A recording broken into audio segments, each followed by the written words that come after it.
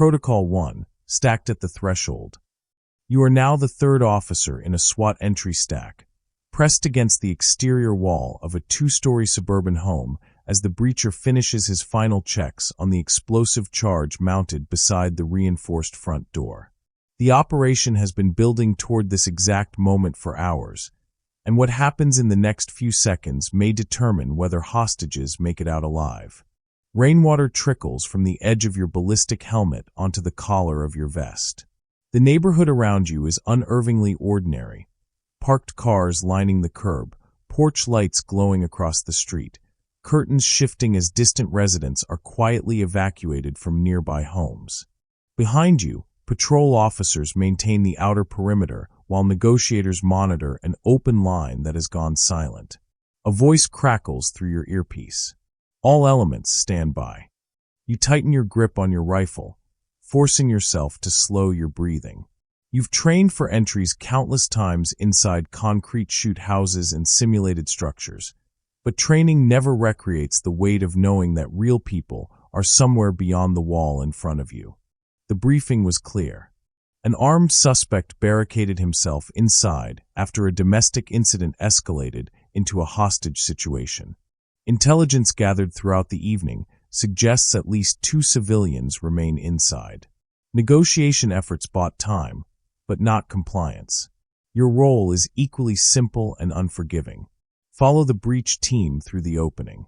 Identify threats. Protect innocent lives. Trust the officers beside you to do the same. The breacher glances back and raises a closed fist. The point officer subtly shifts his stance. Somewhere farther down the street, an engine idles behind the mobile command vehicle. Nearby, a shield operator adjusts his position without a word. Every movement around you carries purpose. Every second stretches longer than it should. Then the radio comes alive one final time. SWAT execute. The breacher reaches for the initiator. Protocol 2 through the blast. The charge detonates with a sharp concussive crack that rattles your chest even through layers of protective equipment. Splintered fragments scatter across the entryway as the point officer moves immediately through the opening, shield first. You follow close behind, crossing the threshold that separated preparation from action. The air inside carries the mixed smell of drywall dust, stale cooking oil, and burnt explosive residue. Furniture has been shoved into makeshift barricades throughout the front living room, forcing the team to alter the entry path rehearsed moments earlier outside. What looked straightforward from exterior surveillance suddenly becomes unpredictable. Left clear. Moving. Watch the staircase. The radio traffic overlaps with direct verbal commands as each officer announces responsibility for a different sector. Behind you, additional operators begin establishing interior containment while tactical medics stage, just beyond the breach point. The house itself tells part of the story. Family photographs line one wall. Children's drawings remain attached to a refrigerator visible through the kitchen entrance. The realization settles heavily beneath the adrenaline. This was someone's ordinary evening before it became a crisis scene. Then new information arrives. Update from command. A voice transmits through your earpiece. Possible movement on the second floor. Hostages may be separated. The mission shifts immediately.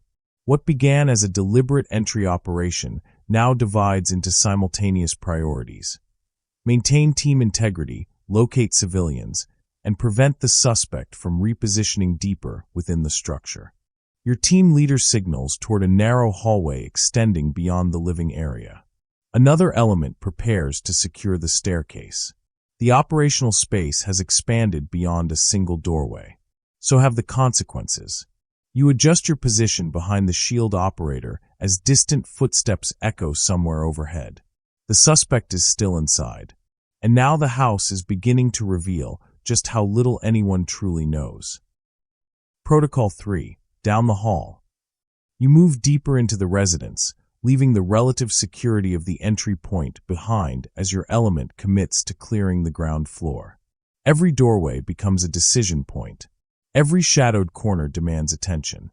The blast that marked your arrival is already behind you. The hallway narrows the team's formation, forcing officers into tighter spacing.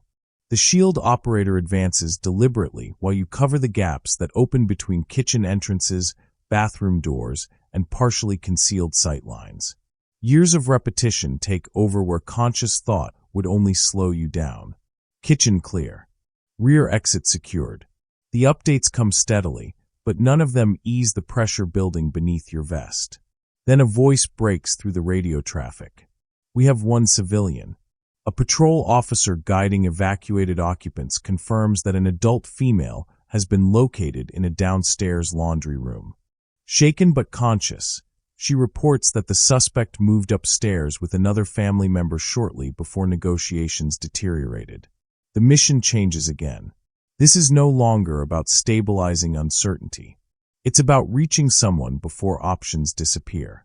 Your team leader redirects the element toward the central staircase, while another unit continues securing the remainder of the first floor. The house seems quieter now, but the silence carries its own warning. No shouting, no movement, no indication of what waits above. Halfway toward the staircase, a loud crash erupts from the second floor. Instinctively, the entire team freezes. A child cries out. Just once. Then nothing. The sound cuts through training, procedure, and tactical language with unsettling precision. Behind ballistic protection and disciplined movements, every officer understands what has changed. Time. The suspect may be losing control. Your objective narrows into a single, urgent priority. Reach the second floor. Find the hostage. Resolve the threat before hesitation becomes consequence. The staircase rises ahead of you, disappearing into darkness beyond the landing. And for the first time tonight, waiting is no longer an option. Protocol 4, the upper floor. You ascend the staircase one deliberate step at a time, the pace dictated less by urgency than by the unforgiving realities of close-quarters movement. The narrow stairwell compresses the team's options. There is no room for wide angles, no alternate route, no opportunity to spread out. The structure itself begins imposing its own rules. The second floor opens into a cramped landing connecting four closed doors and a long hallway lined with family photographs. Years of everyday life stare back from the walls, vacations, birthdays, school portraits, now overshadowed by the controlled precision of officers moving room to room beneath dim ceiling lights. Hold the landing. Cross coverage established. Rear security set. Each assignment creates part of a larger system. One element clears. Another protects the flank. Someone monitors the staircase below. Someone tracks communications with command. No individual officer sees the entire picture anymore. The radio delivers another update. Perimeter reports no movement from exterior windows. Thermal support remains inconclusive. Even with resources beyond the house itself, uncertainty remains intact. A locked bedroom door immediately changes the equation. Forced entry is possible, but noise risks escalation. Delay preserves stealth, but time continues working against the people inside. The team leader quickly gathers fragmented information from negotiators, patrol officers, and the recently rescued civilian. The child may be inside one of the rear bedrooms. The suspect may still be mobile. No one can confirm either. You become acutely aware of limitations that training scenarios rarely capture in full. Communication delays, incomplete intelligence, restricted movement, the burden of making decisions without perfect information. Then another sound reaches the hallway. A man's voice, low, agitated, behind one of the closed doors. The entire element adjusts instinctively, redirecting attention toward a single point beyond the thin barrier separating order from chaos.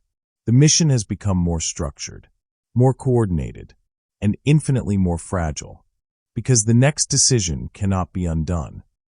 Protocol 5, the decision door. You kneel beside the closed bedroom door while the rest of the element settles into carefully assigned positions across the upstairs hallway. The controlled rhythm that carried the team through the lower level gives way to something heavier now. Decision-making. Through the thin layer of painted wood, the suspect's voice rises and falls unpredictably. Sometimes angry, sometimes pleading, sometimes quiet enough to make everyone question whether he's moved elsewhere inside the room. Then another sound emerges. A child sobbing. Small, immediate, alive. The confirmation changes everything. The team leader lowers his voice as he relays information gathered from command. Negotiators remain active on an open line, attempting to maintain contact. Exterior containment remains secure. Medical personnel are staged and ready. But every resource supporting the operation ultimately converges here, outside a single locked door on the second floor. Your responsibility sharpens. Until now, the mission has focused on movement, containment, and information gathering. Now it centers on judgment. The hallway feels impossibly narrow as competing realities collide. Immediate intervention could save a life, or accelerate a crisis unfolding just beyond sight. Continued negotiation might de-escalate the situation, or provide additional opportunity for harm. Nobody in the stack mistakes caution for indecision. They simply understand consequences. The point officer adjusts his grip on the shield. The breacher silently checks his tools. Another teammate maintains security over the staircase behind you, ensuring that attention directed toward one threat does not create vulnerability elsewhere. Every person present carries part of the outcome. Then the radio crackles again. Negotiators report deteriorating communication. A pause. He says he won't let anyone take the child. Silence settles across the hallway. Not confusion. Not fear. Acceptance. The operation has reached the point where hesitation carries its own cost. Your breathing slows beneath layers of equipment designed for moments exactly like this. Training provides structure, but it cannot remove the weight of responsibility resting behind each decision. The child cries out again. Closer this time. The team leader turns toward the stack. A simple hand signal. Prepare. The next action won't just shape the mission. It will define it. If you're staying with the team beyond this hallway, keep watching.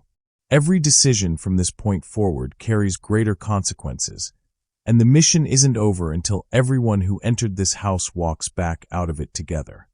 Protocol 6. Holding the line. You remain fixed outside the bedroom door, but nothing about this moment resembles the anticipation that defined the beginning of the operation.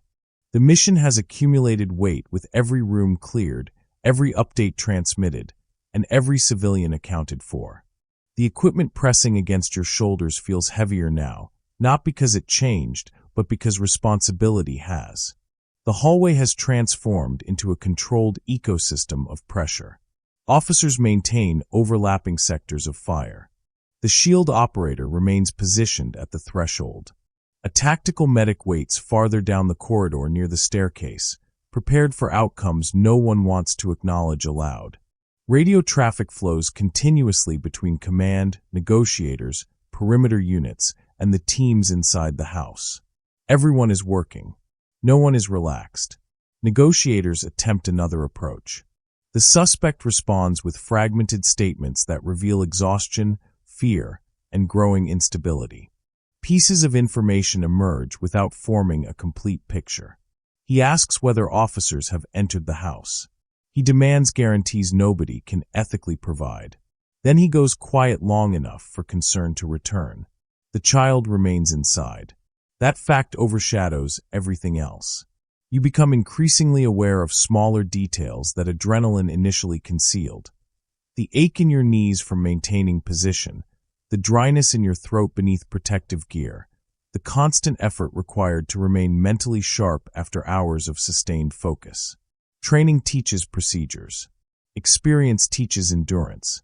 A teammate beside you subtly adjusts his stance, redistributing fatigue without sacrificing readiness. Another officer repeats a critical portion of the contingency plan to ensure everyone operates from the same understanding if conditions deteriorate. The emotional distance necessary to perform the job becomes harder to maintain. Family photographs still line the upstairs walls. A backpack rests abandoned outside another bedroom door. A child's shoes sit neatly against the baseboard. Reminders that this environment existed long before tactical call signs and containment perimeters occupied it. Then the silence inside the room breaks. A crash. The child screaming. Furniture scraping violently across the floor. Every officer instantly shifts from waiting to action readiness. Your heartbeat accelerates beneath disciplined control. The mission has demanded patience. Now it demands resolve. And everyone in the hallway understands that whatever happens next will stay with them long after this house falls silent again. Protocol 7. Seconds to act. You shift into final position outside the bedroom door as the operation enters its most precarious phase yet. The careful balance between patience and intervention begins to collapse under the weight of new realities unfolding only a few feet away. The child is crying openly now. The suspect is shouting over the negotiator's voice coming through his phone. Objects continue striking walls inside the room with enough force to reverberate through the hallway floor beneath your boots. Stand by. The command comes through the radio, but everyone already understands what it means. The margin for error has narrowed to almost nothing. The team leader quickly reassesses assignments. The shield operator moves to the front. The breacher prepares alternate tools suitable for an interior door. Medical personnel confirm readiness over the radio. Officers covering the hallway tighten security, ensuring that complete focus on one threat does not create vulnerability elsewhere in the structure. No movement happens without purpose. No role exists without consequence. The information available remains incomplete. Nobody has direct visual confirmation of the room's layout. The suspect's exact position changes with every burst of movement inside. The child's location cannot be verified beyond the desperate cries filtering through the door. Yet the absence of certainty no longer delays responsibility. You recognize the psychological shift occurring within the team. Earlier phases of the mission allowed time for gathering intelligence, adjusting tactics, and expanding containment. Those options have diminished. Decisions now carry immediate outcomes measured in seconds rather than minutes. The negotiator attempts one final appeal. For a brief moment, silence returns. Then a terrified voice from inside the room pleads for help. Everything changes. The team leader's expression hardens beneath the visor. He doesn't rush. He commits. A series of hand signals moves down the stack with practiced efficiency. Shield forward. Breach ready. Medical standing by. The hallway, once defined by uncertainty and waiting, has become the threshold to decisive action. Your breathing steadies as training overrides instinctive hesitation. Fear exists, but so does discipline. The responsibility pressing against your chest is undeniable. A child remains beyond the door. An unstable suspect controls the space, and the opportunity to intervene is rapidly disappearing. The breacher takes position. The shield rises. The final instructions are whispered down the line. On the signal, no one speaks after that. Protocol 8. The plan breaks. You brace for the signal, every officer in the stack aligned around a sequence rehearsed countless times under controlled conditions. Shield forward. Breach.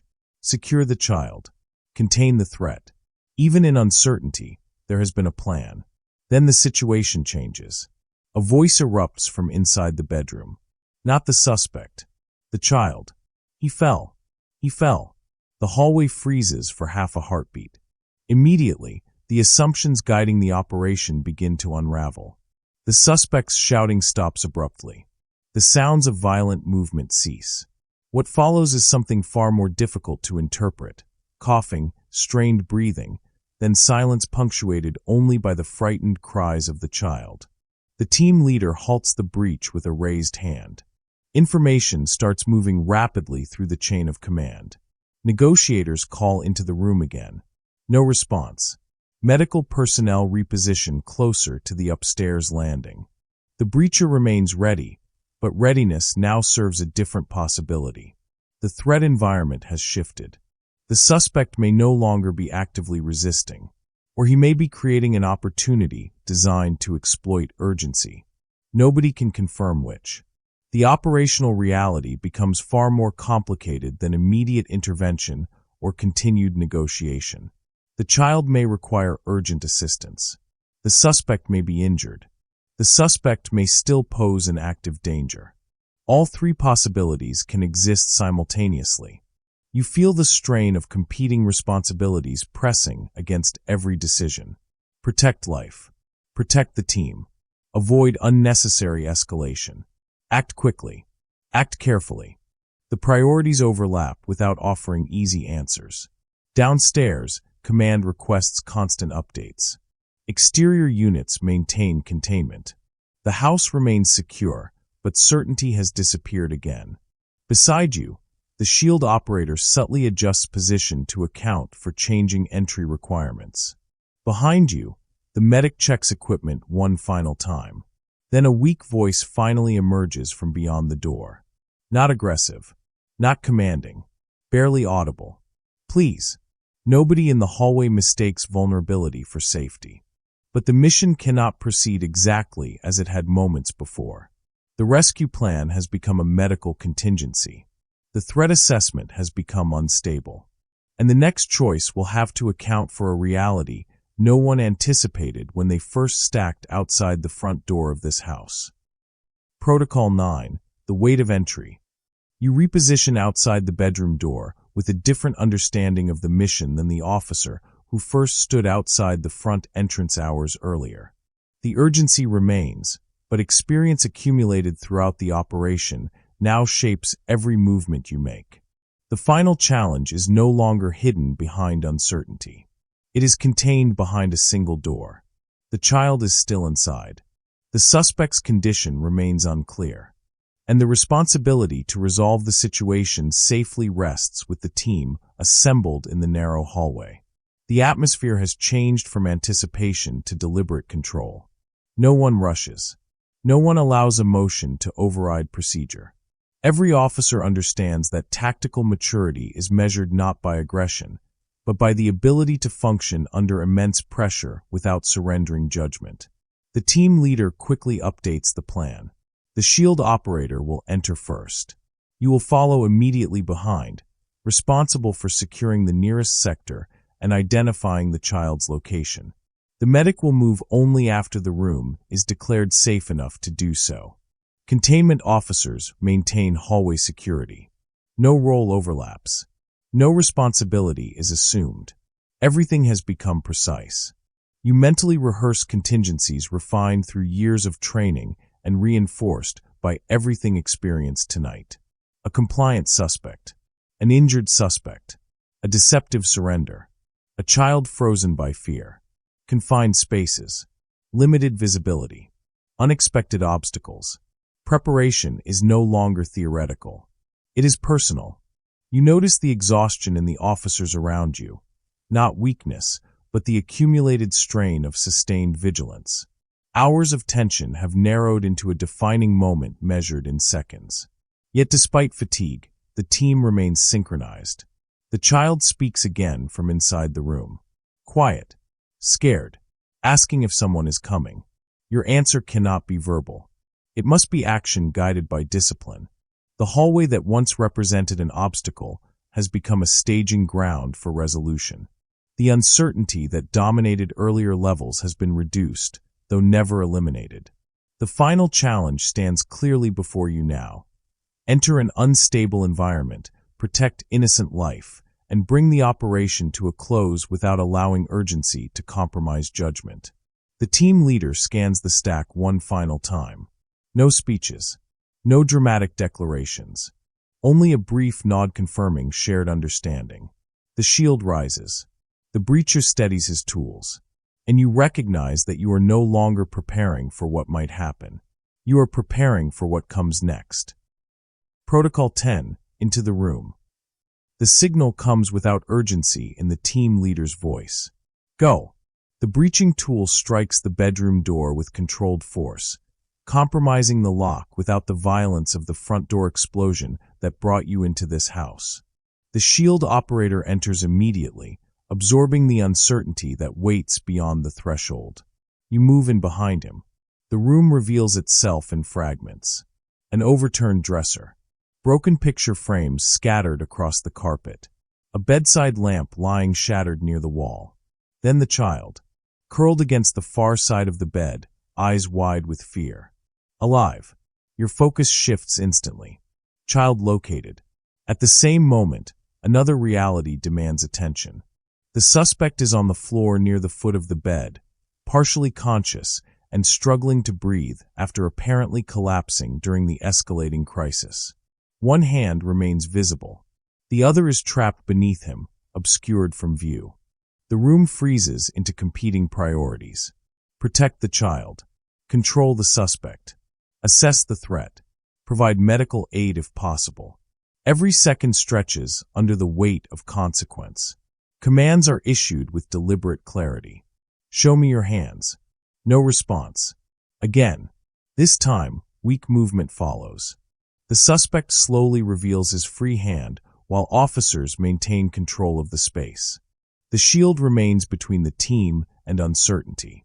Cover officers secure angles that training taught them never to ignore simply because circumstances appear to improve. You reach the child. The fear in their expression says everything words cannot. It's okay, someone says calmly. We're here. The child hesitates only briefly before allowing you to guide them away from the corner where terror had confined them for hours. Behind you, officers safely restrain the suspect while the tactical medic moves forward to assess his condition. The room transitions once more, from a potential confrontation into a scene demanding restraint, professionalism, and care. The objective that carried you through every hallway, staircase, and decision point has finally been fulfilled. The child is safe. The threat is contained. The house grows quieter. As you escort the child through the upstairs hallway, you pass the same family photographs that witnessed the night's unraveling. Downstairs, the organized movement of officers continues. Evidence collection begins. Medical personnel coordinate treatment. Command receives the updates they have been waiting to hear. No celebration follows. Only release. The mission was never about winning. It was about responsibility. Hours earlier, you stood outside a door waiting for it to explode, wondering what waited on the other side. Now you know. Pressure, uncertainty, human fragility, and the quiet understanding that sometimes the most important outcome isn't how an operation begins, but who makes it home when it's over. Final state, after the noise. The flashing lights outside the house continue long after the urgency inside has faded. Rain still falls across the neighborhood, washing dust and debris from the front steps where the night changed direction.